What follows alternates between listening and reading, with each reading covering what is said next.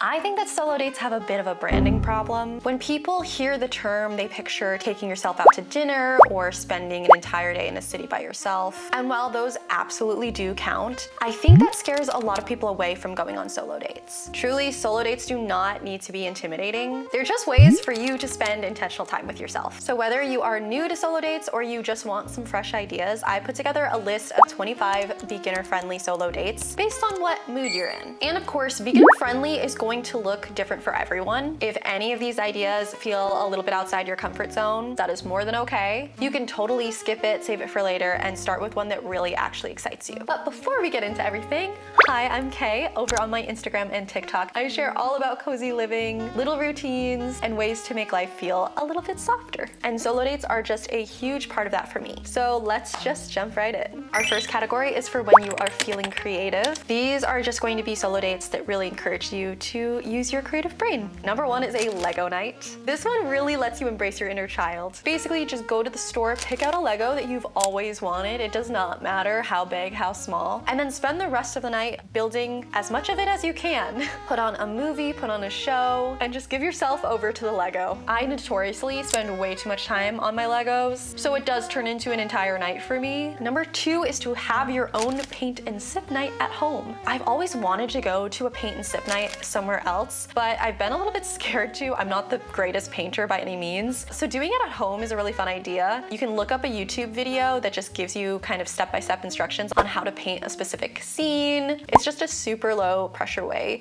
to try out painting. And for that sip, you can do whatever drinks you want. It doesn't have to be alcoholic if you don't want. You can try whatever you're feeling. Number three is to make a physical vision board. I love vision boards so much. I think they're a really good way to kind of connect with your goals and your ideas and your hopes and dreams for the month, the year, whatever they may be. And I specifically love a physical one because you can cut out pieces from different magazines or use stickers or little things you already own, and you make a really cool collage that really inspires you. And it's just a physical reminder of everything that you're looking forward to. Up next is to make something for someone else. This allows you to be creative and try something new, but I actually think it's even more fun because you know you get to gift it to somebody else. Maybe that is baking a new treat, maybe that is writing a letter. One of my friends is a watercolor painter. She makes the most beautiful prints for other people. It's so cool. And then number five is to have a cozy gaming night, but focus on games that let you build or decorate. So think like The Sims, think like Minecraft, Animal Crossing, stuff like that. Obviously, I'm a huge fan of cozy gaming. I think it's one of the best ways to just spend time with yourself and disconnect from the world a little bit. But I especially love when cozy games have a really strong building or design element. It lets you stretch a different kind of muscle because how many of us can really design an entire island? We're not really given that option very often. So it just gives you endless possibilities. Okay, moving on to our next category. It is craving comfort. So this is when you're just in the mood for kind of slowing down and feeling a lot of softness. First up, we have a super obvious one, but have a spa night. Draw yourself a beautiful bath, light candles, play music, project your favorite movie onto the bath wall. That's what I always do. Just make it a whole night to pamper yourself in whatever way you want. Really dig into the self-care thing. After that, we have create a mini at-home cafe. I've been wanting to try this so bad. I've seen so many people do this for friends and stuff too, but I think it's a really fun one you can do by yourself. You can either bake a new pastry or order one, make yourself a special tea or coffee, put on some like jazzy coffee music vibes, and just give yourself a slow morning. Doesn't that sound so nice? After that is have a themed movie night.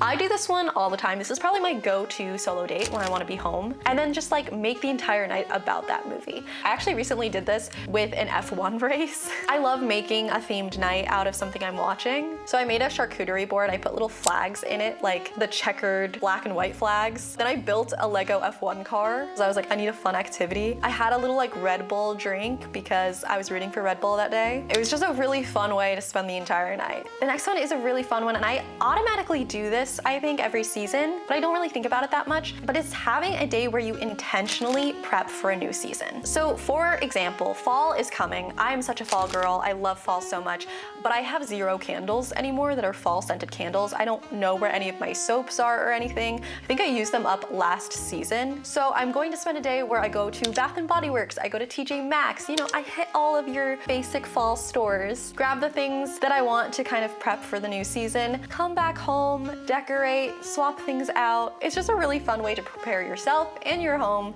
for a new time. After that, we have do a candlelight movement class at home. I went to a candlelight Pilates class last year and it was so fun, so relaxing, but I know that classes can be a little bit scary, especially if you're new to the movement and the activity. So you can actually just put on a yoga flow or a Pilates class on YouTube. You can dim your own lights, you can light some candles, be careful of course, and just have a nice relaxing evening. Next category is when you want to nourish yourself. So think like food-inspired solo dates. In this category, our first one is to recreate a meal from your favorite TV show or movie. I have gone down a rabbit hole where I have just watched so many TikToks of people making foods from Disney movies. I think it's really fun. And there are so many like inspired cookbooks out there. I have a Studio Ghibli one, I have a Stardew Valley one, but it's a great way to try a new recipe and have it tied to something that you care so much about. After that, we have make breakfast for dinner in your PJs. My parents used to do this with us as a family. We would have just a night that was a breakfast for dinner night,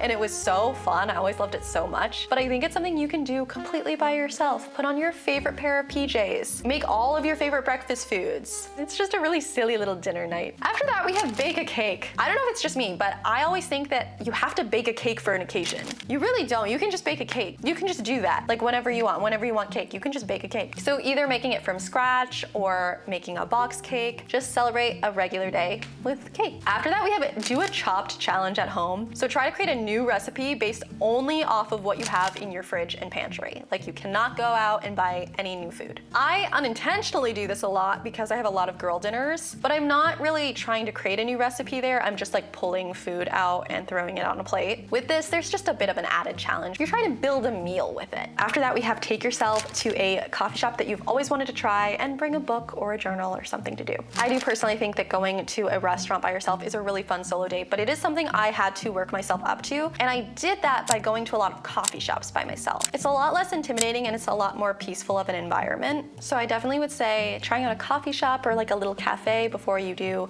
a full restaurant is the way to go. Our next category is when you need a soul reset. These are just going to be dates and activities that really allow you to reconnect with yourself. Some of them might be a little silly, so just bear with me. First, we have stargazing or cloud watching. This is the city girl in me because I've been living in the city the last year. I never get to see the stars anymore. So I really want to take an evening where I go out into the suburbs and I just have a nice little stargazing night. It always just makes me feel really good to just remember that the world is so big. We're all just on a floating rock and my problems are so small in the grand scheme of things. It's a good check for myself and it's something that really just calms me down. After that, we have make a time capsule for your future self. You don't have to like bury the time capsule in your yard. I think it's a fun way to look ahead and think about your future self while also really taking in what you love about your life right now. You can just put it in a little box, put it under your bed if you want, or just like plan it in your head. What would you put in a time capsule? After that, we have go on a color walk. I love a walk no matter what, but a color walk is especially fun because you pick a color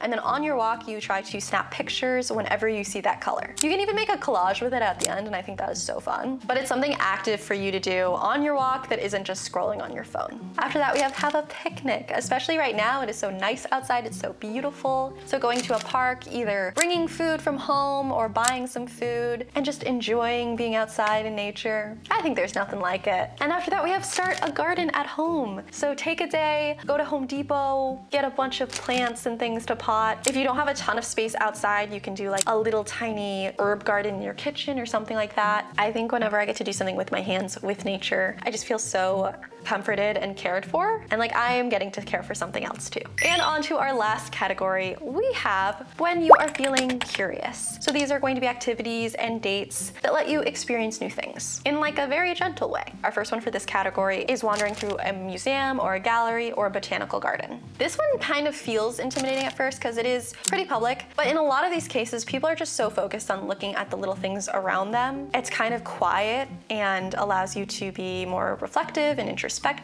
And I find that it's very soothing, very calming, while you get to learn so many new things. After that, we have find a local trail that you've never been to before and go on a bike ride or a walk. This one just gets you a little bit out of your routine of where you normally like to frequent and allows you to just kind of see where you end up. Of course, be safe. Make sure you share your location. Don't put headphones in. After that, we have go to a local farmer's market or a flea market or something like that. Again, I think this one can seem intimidating to do by yourself, but I find the people at a farmer's market to be so kind. They are so excited that you're there. The vendors care so deeply about what they have at their booth. It's a great way to connect with people. It feels really low pressure. After that, we have pick one place in your town or city that you've always wanted to go to and try it out. It's kind of playing off of the idea of be a tourist in your own city or town, but I know that can feel a bit overwhelming. I grew up in a really small town, and there were so many little things that I realize now I just never went to. We passed the same restaurants every day or the same little shops, and I just had never dropped in there. So yeah, just take some time and see what your town has to offer. And then finally, this one's for my bookworms. Go to a library or bookstore and pick out a book that you would never read. Like, I'm talking about a genre you would never even think of reading. I'm definitely the type of person to just keep reading the exact same things that I've always read over and over and over. But I think there is something to be said about kind of expanding your horizons and trying something new. You